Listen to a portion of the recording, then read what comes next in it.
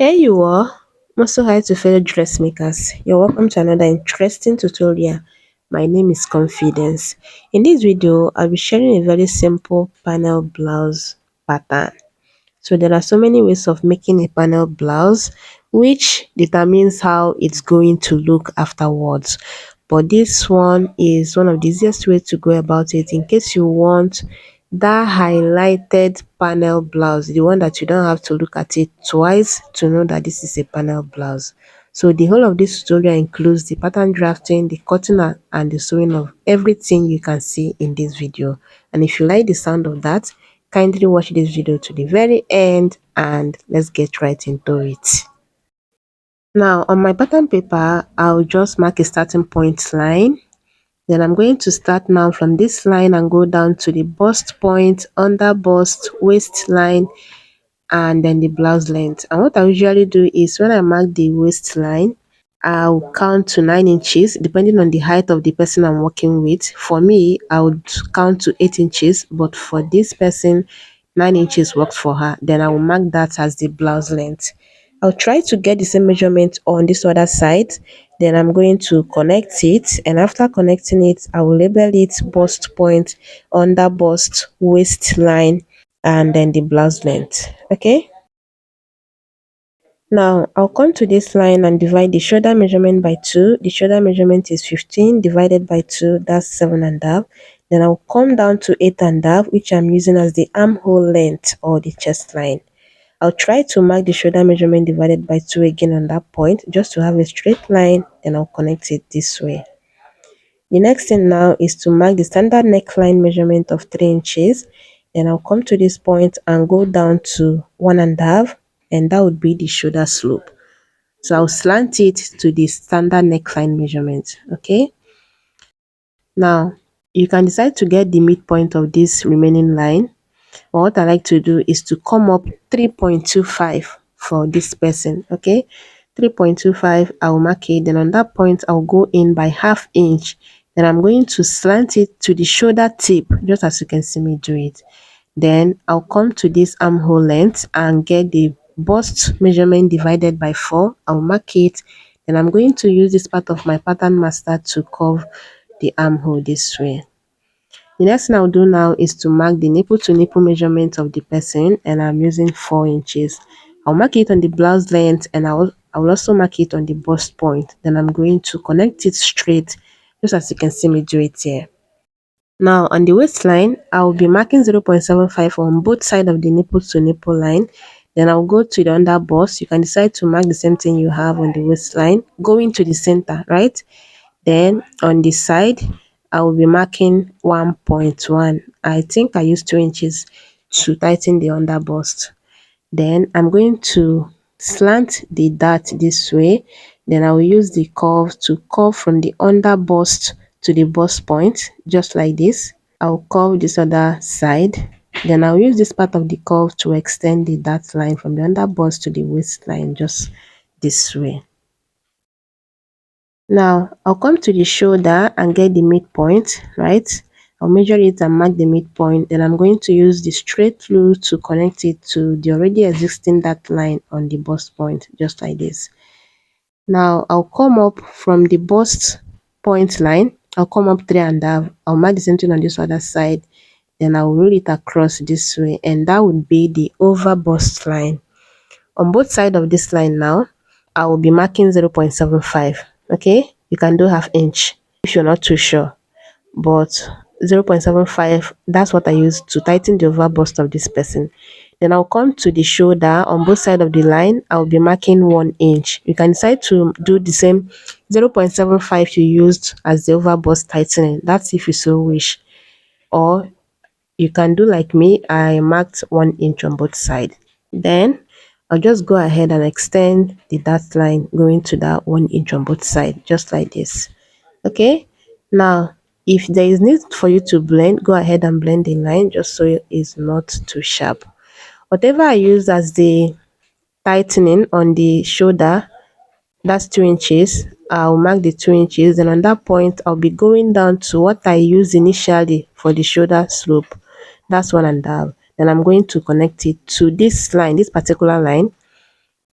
I'll go ahead and connect it this way. I hope this part is clear.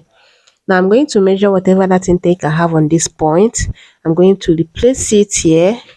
Then again, I'll measure what I have on the over bust line, just around there. I will mark the same thing. You're going to measure from the armhole curve, okay? You're going to measure there and replace that intake. Then you're going to connect all of these points. This is just an easier way to go about it in case you don't know how to just place your curve and recurve the armhole. If you take note of all these measurements, it will be easy for you to connect the armhole, just as it's easy for me to do it now. So I already have the bust measurement here. Now I'm going to mark, like divide the waist measurement divide by 4. The waist measurement divided by 4, I'll mark it, then I will place the dart intake.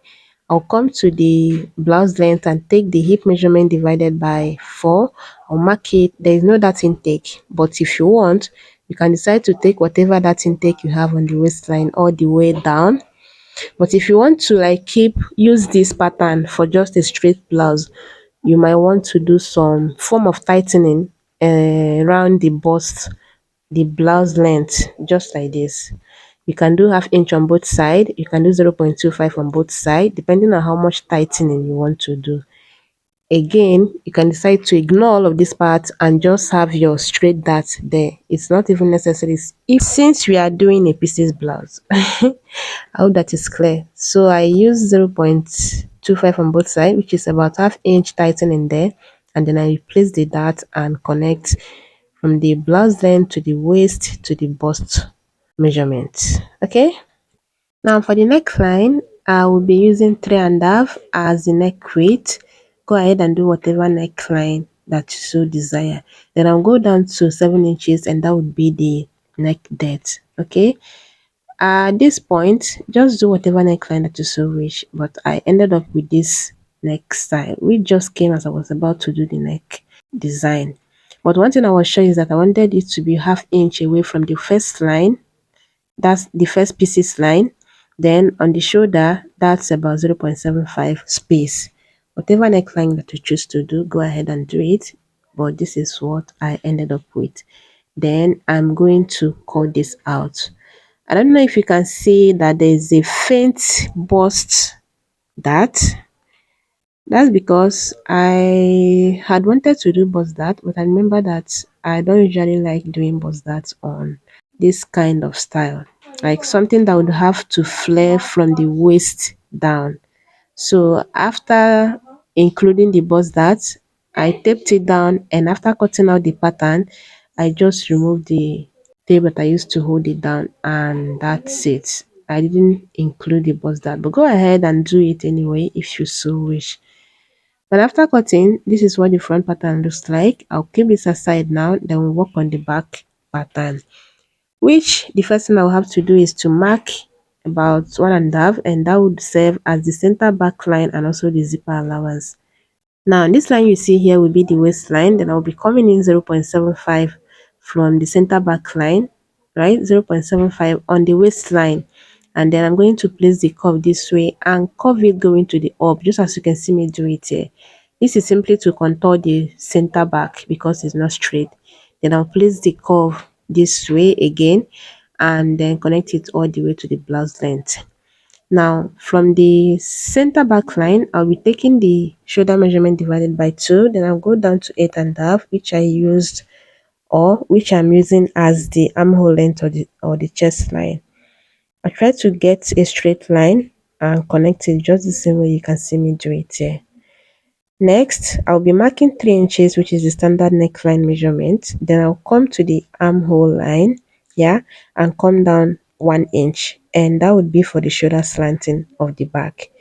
Okay. The next thing I'll do now is to come down to how deep I want the back neckline to be. I already have 3.5 as the neck width, and here I'm just trying to measure if my zipper will still get to the neckline if I decide to do this neck depth. And I ended up using 6 inches as the neck depth for the back. Then I'm simply going to place this curve this way and curve it to the 3.5 neck width. It's the same thing we use for the front, right? Now the next thing I'll do now is to start from the center back contour line and get the nipple to nipple measurement. Then I'm going to go up 6 inches from the waistline and go down 6 inches from the waistline, and that would be the dart length. Now I'm going to measure the whole number I have from the center back to that nipple to nipple. Whatever I have, I'll mark it on the 6 inches down and also on the 6 inches up, just so you have a straight line. If you can just connect it straight without having to measure it, by all means go ahead, but I like to have a straight line. Now on both sides, I'll be marking half inch, and that would be the dart intake. I'm going to just connect it the same way we connect the dart to the 6 inches up, then I'll do it the same way to the 6 inches down. And after that, I'll simply go ahead and extend the dart all the way to the blouse length this way, right? The dart is supposed to be there. Even if you don't want to include the dart, that nipple to nipple line is supposed to be there because that's where one of the pieces will be going. Yeah. Now I'll bring in the front pattern this way, then I will measure the whole shoulder I have on this front pattern. First I measured this side, then I added it up and measured this other part, then I measured the back shoulder and they are matching up. Next I'll measure whatever I have here on the center front, whatever it is I have there, I'm going to mark the same thing here. This is just to ensure that it's matching up by the time I want to join the shoulder, that the line will just go straight without it being distorted or one being bigger than the other one. It's just going to be equal. Then I measure what I have from that point all the way to the starting of the armhole, and it's just aligning with what I have on the front. Then I extended the line to that point, just extended the line just the same way. And this is just to indicate that this part will be the center front and the other part will be the side back. Now, I'll start from the center back contour line and take the bust measurement divided by 4. I'll come to the waist and take the waist measurement divided by 4 plus the 1 inch dart intake. I'll go to the hip or the blouse length and take the hip measurement divided by 4. Then I'm going to connect what I just marked this way. Okay. Now I'm going to get the midpoint of this line. Then on that point, I'll be going in by 0.25. I'll slant it to the shoulder tip just like this. Then I'm going to use this curve to curve the armhole, just the same way you can see me do it. And then I'm going to add my zipper allowance following the center back contour line. I usually use 1 inch zipper allowance. I'll add it from the up to the down. Then I'm going to place this curve the same way I placed it initially while contouring the center back, and connect the zipper allowance just so it follows the shape I have on the center back. And then I'm going to cut out.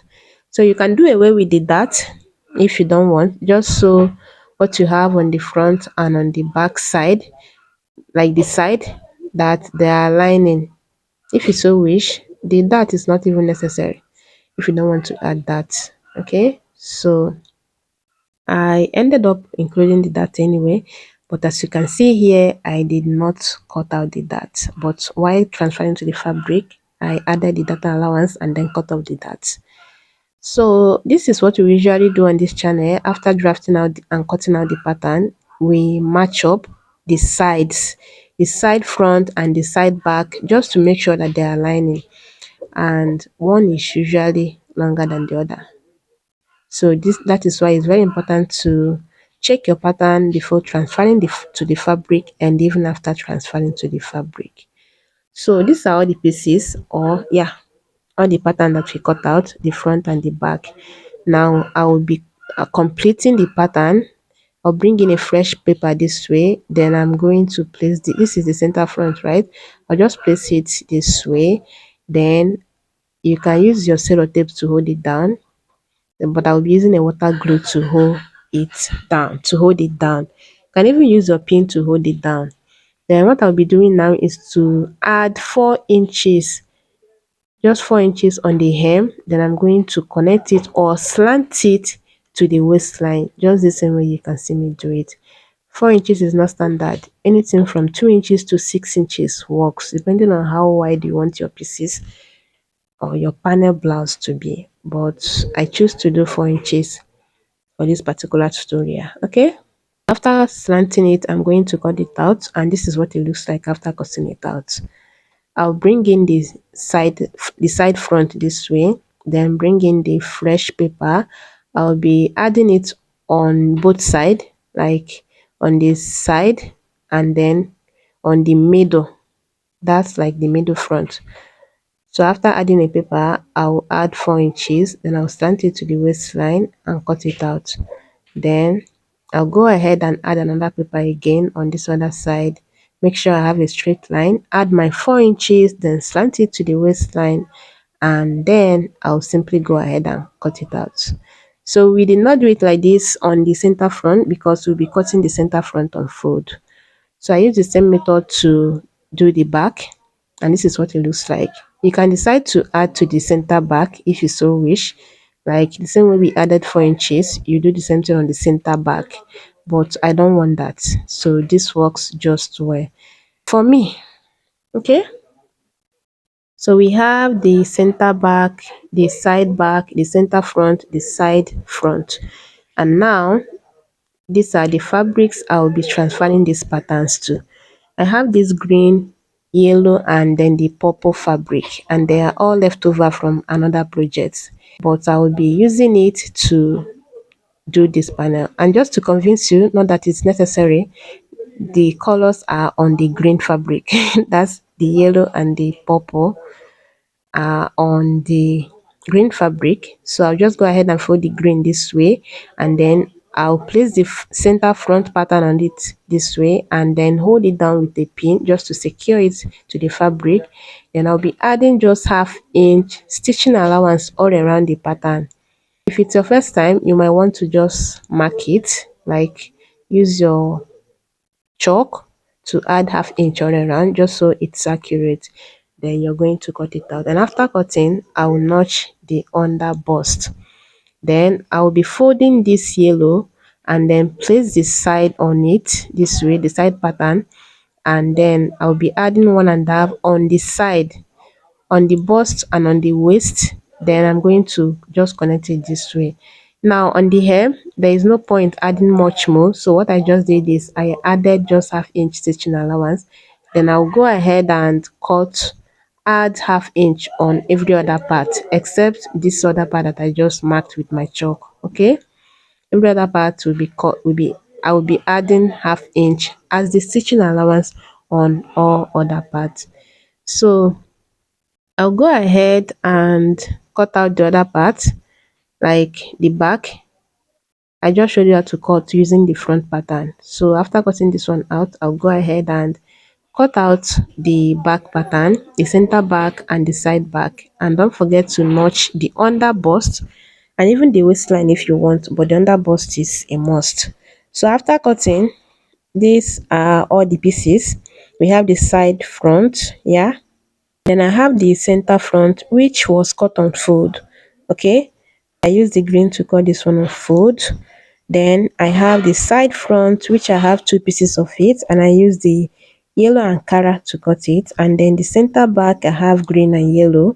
One side is green and the other side is yellow. And then the side back is 2 pieces. Okay, there are 2 pieces of that, and I use the purple Ankara. So I'm going to trace out all of this pattern on a black lining.